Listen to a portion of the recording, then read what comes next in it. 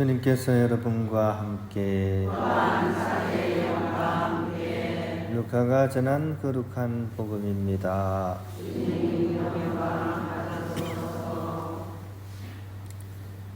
여섯째 달에 하느님께서는 가브리엘 천사를 갈릴레아 지방 나자렛이라는 고을로 보내시어 다윗 집안의 요셉이라는 사람과 약혼한 처녀를 찾아가게 하셨다.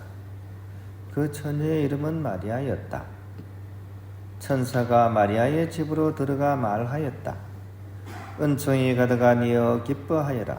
주님께서 너와 함께 계시다. 이 말에 마리아는 몹시 놀랐다. 그리고 이 인사말이 무슨 뜻인가 하고 곰곰이 생각하였다. 천사가 다시 마리아에게 말하였다. 두려워하지 마라 마리아야. 너는 하느님의 총애를 받았다. 보라, 이제 내가 잉태하여 아들을 낳을 터이니 그 이름을 예수라 하여라. 그분께서는 큰 인물이 되시고 지극히 높으신 분의 아드님이라 불리실 것이다. 주 하느님께서 그분의 조상 다윗의 왕자를 그분께 주시어 그분께서 야곱 집안을 영원히 다스리시리니 그분의 나라는 끝이 없을 것이다. 마리아가 천사에게 저는 남자를 알지 못하는데 어떻게 그런 일이 있을 수 있겠습니까? 하고 말하자 천사가 마리아에게 대답하였다. 성령께서 너에게 내려오시고 지극히 높으신 분의 힘이 너를 덮을 것이다. 그러므로 태어날 아기는 거룩하신 분, 하느님의 아드님이라고 불릴 것이다. 내 친척 엘리사벳을 보아라. 그 늙은 나이에도 아들을 잉태하였다. 아이를 못 낳는 여자라고 불리던 그가 임신한 지 6달이 되었다. 하느님께는 불가능한 일이 없다. 마리아가 말하였다. 보십시오. 저는 주님의 종입니다. 말씀하신 대로 저에게 이루어지기를 바랍니다. 그러자 천사는 마리아에게서 떠나갔다. 주님의 말씀입니다. 잘 됩니다. 오늘 눈 오는데 왜 이리 많이 오셨어요? 이럴 때는 좀 다리가 불편하시거나 좀 그러신 분은 꼭 안 오셔도 돼요. 오다가 넘어지면 큰일 나잖아요, 그죠? 눈이 올 때는 좀 이렇게 일사천리 꼭 안 하셔도 됩니다. 대신 이제 오늘 오신 분들은 뭐 집에 갈 수가 없죠, 그죠? 그러니까 이제 집에 갈 때는 어떻게 가야 돼요? 한 걸음 한 걸음 천천히 이렇게 걸어가셔야 돼요. 급하게 가시다 넘어지시면 큰일 나십니다. 그래서 오늘 집으로 가실 때 잘 가시기 바랍니다. 지난주에 제가 울트레아 총회를 갔었는데요. 근데 이제 시간이 없어가지고 바로 이제 성가대에 이렇게 총회가 있어가지고 잠깐만 이렇게 얼굴을 비추고 뭐 이렇게 짧은 훈화 드리고 왔는데 이렇게 울트레아 이 단체가 어떤 슬로건이라 그럴까요? 울트레아 이 단체를 운영해가는 기본 원리라고 할 수 있는 핵심 정신을 이렇게 작은 이렇게 천에다가 새겨가지고 책상에다가 이렇게 올려놨더라고요. 내용을 보니까 이 3가지인 것 같아요. 이상, 순종, 사랑. 이게 울트레아 단체가 이렇게 운영해가는 그런 기본 원리인 것 같아요. 이상은 좀 이해가 되겠죠. 울트레아 단체의 그런 이상을 가지고 살아간다. 사랑은 또 우리가 최종 결론은 늘 사랑 아니겠습니까? 그죠? 근데 제가 좀 의아했던 거는 왜 순종이 들어가 있지 하는 거예요. 순종. 수도원도 아닌데 왜 이 단체에서 순종이라는 단어를 쓸까 이런 생각이 들었습니다. 왜냐하면 이 순종이라는 단어는 조금 딱딱하거든요. 그 사람들이 또 굉장히 하기 싫어하는 것 중에 하나예요. 왜냐하면 사람은 자기 멋대로 하고 싶지 누구한테 순종하는 것은 사실 좋아하지 않습니다. 심지어 수녀원에서도 순종이라는 단어 잘 안 써요. 순명이라는 단어를 쓰지. 그러면 왠지 어감이 좀 부드럽고 또 왠지 이렇게 굴종하는 느낌이 줄어들기 때문에 그래서 순명이라는 단어를 많이 써요. 그런데 왜 울트레아 단체에서 순종이라는 단어를 쓸까 하는 그런 생각을 해보았습니다. 그런데 사실 수녀원도 마찬가지고 수도원도 마찬가지고 울테리아 단체도 마찬가지고 사람들이 가장 이렇게 하기 싫어하는 건데 사실 그게 가장 중요한 경우가 있어요. 그게 바로 순종이라는 단어입니다. 이 수도자들은 수도 서원을 하잖아요. 그죠? 가난과 정결과 순명을 서약을 하죠. 복음 3덕을 그죠? 그 중에 어떤 게 제일 위로 올라갈까요? 어떤 게 제일 위에 올라갈까요? 그 수도회마다 조금 다르겠죠.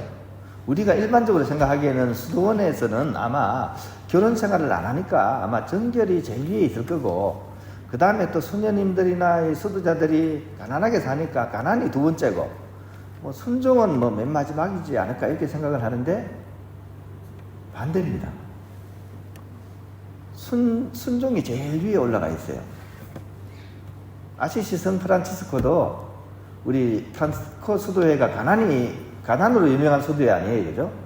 가난 정신, 청빈의 정신. 근데 프란치스코 성인은 순명의 정신, 순종을 제일 위에 올려놓고 얘기를 해요. 물론 여러 가지 이유가 있겠죠. 형제들이 워낙에 말을 안 듣고 자기 멋대로 하려고 하니까 그래서 순종을 올려놓은 걸 수도 있는데, 사실은 다른 모든 덕행이 사실은 여기서부터 연결이 돼서 내려오기 때문입니다. 만덕이 있는데 그 만덕 중에 순종의 덕이 이루어지면 다른 것들은 저절로 달라붙기 때문에 바로 이 순종의 덕을 강조를 하신 겁니다. 오늘 복음에서는 바로 이 순종과 순명의 원조격인, 우리 뭐 길거리 가다 보면 원조 할매 칼국수 있죠, 그죠? 그것처럼 순종에 관한 한 원조가 오늘 복음에 등장합니다. 누굴까요? 생소한 사람일까요? 알면서 대답을 안 하십니다. 순종의 원조가 누굽니까? 예? 성모님이시죠, 그죠? 오늘 복음에 바로 그 유명한 보십시오. 저는 주님의 종입니다. 말씀하신 대로 이루어지소서라고 이렇게 얘기를 하시죠, 그죠? 이게 순종에 관한 정말 모범답안. 피앗이라는 단어죠, 그죠? 피앗, 그죠? 그대로 이루어지소서 하는 단어죠, 그죠? 이 오늘 성모님의 이 말씀 중에 핵심 문구는 뭘까요? 보십시오일까요? 저는 주님의 종입니다 일까요? 아니면 말씀하신 대로 이루어지소서라는 단어일까요? 사람마다 뭐 어디에 중심을 두는가에 따라 다르죠. 근데 오늘 복음에 한해서는 제가 생각하기에 핵심 문구는 말씀하신 대로 이루어지소서라는 그런 단어입니다. 말씀하신 대로 이루어지소서. 이게 어떤 말일까요? 말씀하신 대로 이루어지소서. 제가 지난주부터 계속 강조하죠, 그죠? 우리 성당에 가장 팽배해 있는 신앙이 무슨 신앙이라고요? 모태신앙 그랬죠. 모태신앙. 지금 단체장, 구역장, 복관대 전부 모태, 그죠? 근데 이 성모님의 말씀은 우리의 그 모태신앙을 극복할 수 있는 그런 열쇠와도 같은 말씀입니다. 아숨 도미네입니다. 아숨 도미네. 도미네는 주님이란 뜻이고, 그죠? 아숨은 여기 있습니다, 이런 뜻입니다. 주님, 제가 여기 있어요, 이런 말입니다. 모태요가 아니라 아숨 도미네, 주님 제가 여기 있습니다, 이런 말입니다. 이 성모님의 오늘 이 말씀 속에는 바로 그런 정신이 들어가 있는 거죠. 이 말씀은 구약 성경으로 거슬러 올라갑니다. 구약 성경에 보면 아숨 도미네가 어디서 나옵니까?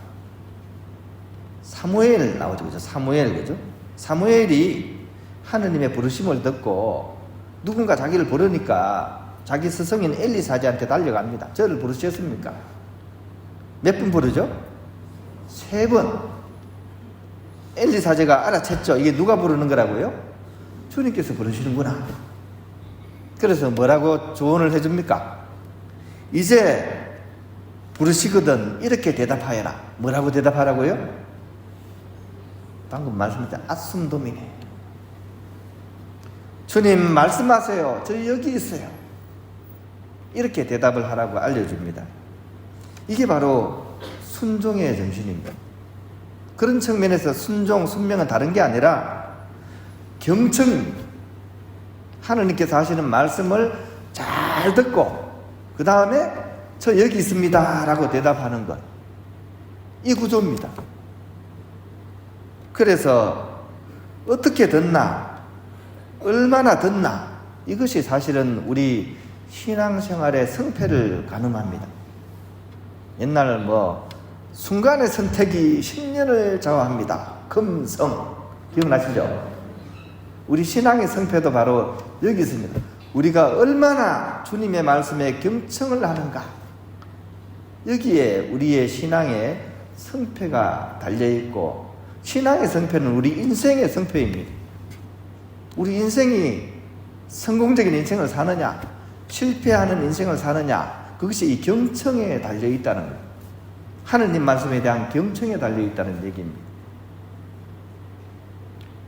며칠 전에 우리 수도원에서 밥통을 새로 샀어요.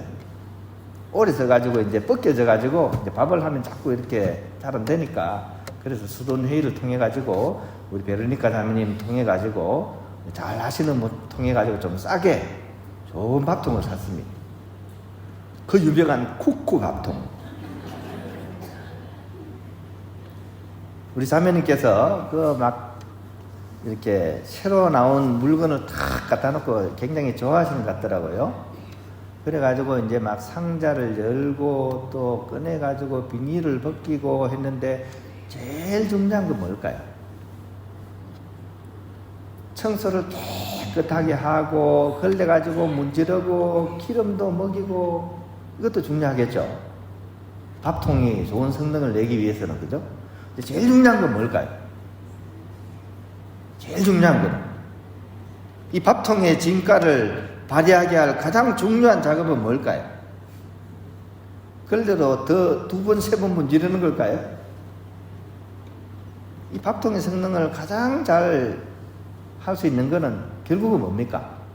플러그를, 전기 코드를, 그죠? 플러그에 꽂아야 되는 겁니다. 이게 꽂아야지, 아무리 기계가 좋아도 이게 꽂지 않으면 발이 안 되죠. 그죠? 우리 신앙의 밥통이 잘 작동하려면 뭐를 해야 됩니까? 그러면 코드를 잘 꽂아야 됩니다. 어디에 꽂아야 됩니까? 하느님이라는 플러그에 꽂아야 돼요. 거기에 꽂기 위해서 제일 중요한 게 뭐라고요? 경청입니다. 그래서 플러그 안에는 구멍이 몇 개 있습니까? 2개 있죠, 그죠? 그래서 이렇게. 자, 밥통을 통해 가지고 제가 설명을 잘했죠, 그죠? 우리의 어떤 신앙생활이, 또 우리의 인생이 여기 달려 있습니다. 오늘 복음을 통해서 성모님께서는 우리에게 정말 피가 되고 살이 되는 그런 영적인 또 삶의 그런 조언을 우리에게 알려주고 계십니다. 그대, 당신의 뜻이 이루어지기를 바라나요? 그렇게 하려면 먼저 들으시기 바랍니다. 나의 뜻을 내려놓고 주님의 뜻을 알아듣도록 들으시기 바랍니다. 이런 의미에서 성모님은 우리에게, 보십시오, 저는 주님의 종입니다, 당신 말씀하신 대로 이루어지십시오 라는 그런 말씀을 오늘 복음을 통해서 우리에게 전해주고 계시는 것입니다.